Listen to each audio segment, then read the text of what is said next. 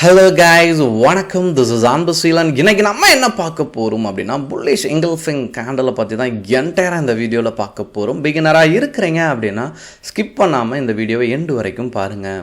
So இந்த engulfing இந்த candle நீங்கள் எடுத்துட்டீங்க அப்படின்னா ரொம்ப இம்பார்ட்டண்ட்டான கேண்டல். தொடர்ந்து டவுன் ட்ரெண்டில் வரும்போது இந்த கேண்டல் வந்து அப் ட்ரெண்டோட ஃபார்மை க்ரியேட் பண்ணும். சரிங்களா?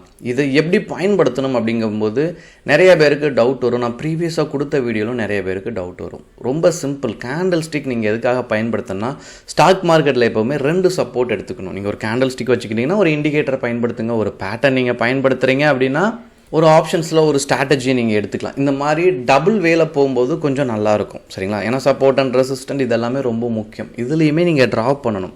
இப்போ எக்ஸாம்பிளுக்கு சொல்லணும் அப்படின்னா, இப்போ நம்ம எல்லாமே கேஸில் தான் யூஸ் பண்ணுறோம். சரிங்களா? நம்ம ஃபயர் பண்ணுறதுக்கு, நம்ம வீட்டில் சமைக்கிறதுக்கு எல்லாமே இனிஷியல் டைமில் என்ன பண்ணியிருப்போம் அப்படின்னா, நமக்கு அந்த கட்டை விறகுலாம் சொல்லுவோம். சரிங்களா? நம்ம வந்து பிரியாணி பண்ணும்போது எதுக்கும் அதை நம்ம பயன்படுத்தும் போது டைரெக்டாக நீங்கள் அந்த விறகுல நெருப்பு வச்சிங்க அப்படின்னா அது ஃபயர் ஆகாது. அப்போ நம்ம என்ன பண்ணுவோம், சின்னதாக ஒரு ஸ்பாஞ்ச் எடுத்துகிட்டு வருவோம், கெரோசினை யூஸ் பண்ணுவோம். ஏதோ ஒன்று பண்ணும்போது அந்த இடத்துல வந்து ஃபயர் ஆகும். அந்த இனிஷியலாக ஒன்று பண்ணுறோம்ல, அதுதான் இங்கே ஸ்டாக் மார்க்கெட்டை பொறுத்த மட்டும் இந்த கேண்டில் அப்படிங்கிறது ரொம்ப முக்கியமானது. இந்த engulfing pattern is a two way candle trading signal. இங்கே 2 கேண்டில் தெரியும். மித்ததெல்லாம் நீங்கள் பார்த்தீங்கன்னா ஹேமர் அதெல்லாம் பார்த்தீங்கன்னா ஒரு கேண்டில் தான் தெரியும். இங்கே நீங்கள் பார்த்தீங்கன்னா 2 கேண்டில் தெரியும். சரிங்களா? That indicates the potential trend reversal from the bearish to bullish அப்படிங்கிறது இங்கே ரொம்ப முக்கியமான விஷயம்.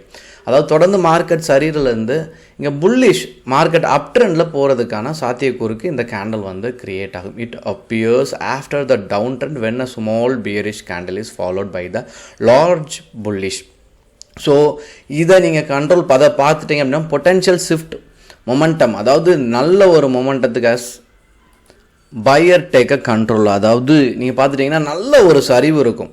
அந்த இடத்துல இருந்து கேண்டில் என்ன ஆகுனா ஒரு க்ரீன் கேண்டில் அடுத்த கேண்டில் க்ரியேட் ஆகும். அது செல்லரோட ப்ரெஷரை தாண்டி பையரோட ப்ரெஷர் உள்ளே வரும். சரிங்களா? அதுதான் கடைசியாக அந்த மொமெண்டத்தில் சொல்லியிருக்காங்க. ஸோ இந்த கேண்டிலோட அமைப்பு எப்படி இருக்கும் அப்படின்னா, இதனுடைய பாடியே எடுத்துக்கங்க. சரிங்களா? இது ஓப்பன் ப்ரைஸ், இது க்ளோஸ் ப்ரைஸ் பாடியோடது. சரிங்களா? இங்கே நீங்கள் பார்த்துட்டிங்கன்னா இது ஓப்பன் ப்ரைஸ், இது க்ளோஸ் ப்ரைஸ். சரிங்களா? இது உங்களுக்கு சரியாக புரிதல் இல்லை அப்படின்னா நான் ப்ரீவியஸாக வீடியோ கொடுத்துருக்கேன். பிகினராக இருக்கவங்க அதை தொடர்ந்து ஃபாலோ பண்ணேன். சரிங்களா? சிம்பிளாக நீங்கள் புரிஞ்சுக்கணுன்னா இதனுடைய பாடியை விட இதனுடைய பாடி ஹையாக இருக்கணும். லோ லெவலில் இருக்க பாடியை விட இதனுடைய பாடி கொஞ்சம் கீழே இருக்கணும். அவ்வளோதான். எக்ஸாக்டாக சொல்லணும் அப்படின்னா, ஸோ இங்கேருந்து தொடர்ந்து ஒரு சரிவு நிலை. சரிங்களா? இந்த இடத்துல இந்த கேண்டில் க்ரியேட் ஆகும். ஸோ இதை பார்த்துட்டிங்கன்னா ஸ்லைட்லி டிஃபர் இருக்கும்.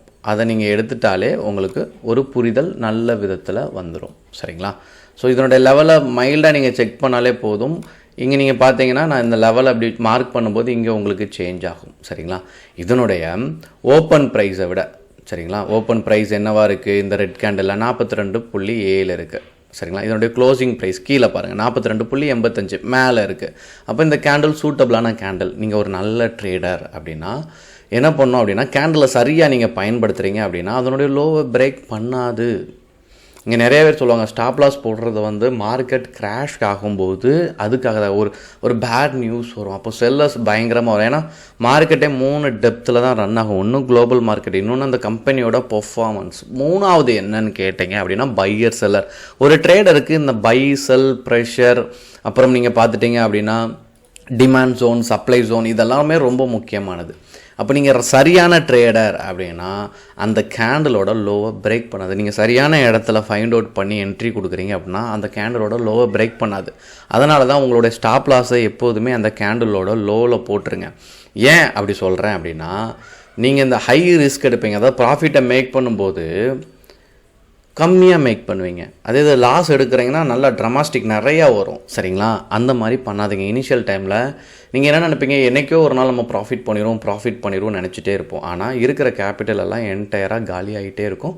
அது நமக்கு சரியான இடத்துல புரிதல் இல்லாமல் இருக்கும். அதனால் அந்த கம்மியாகிட்டு இருக்க கேபிட்டலை ஒரு இடத்துல ஸ்டாப் பண்ணி லிசன் பண்ணுங்கள். கேண்டில் ஸ்டிக் படிங்க, பேட்டர்ன் படிங்க, இண்டிகேட்டர் படிங்க, ஸ்ட்ராட்டஜிஸ் படிங்க. இதெல்லாம் நீங்கள் தெரிஞ்சிக்கும் போது இதெல்லாம் ரொம்ப கடினமாக இருக்குது அப்படிங்கன்னா கேட்டிங்க அப்படின்னா, எஸ், அப்படி இருந்தாலும் இது அழிய போகிற விஷயமே கிடையாது. ஸ்டாக் மார்க்கெட்டுங்கிறது உங்கள் லைஃப் டைம் ஃபுல்லாக இருக்கக்கூடிய ஒரு விஷயம். பிஸ்னஸ் அழிஞ்சால் தான் ஸ்டாக் மார்க்கெட் அழியும். பிஸ்னஸ் அழிய போகிறதே இல்லை. அதனால் இதை கற்றுக்கிறதுல இனிஷியல் டைமில் நல்லா எஃபோர்ட் போடுங்க.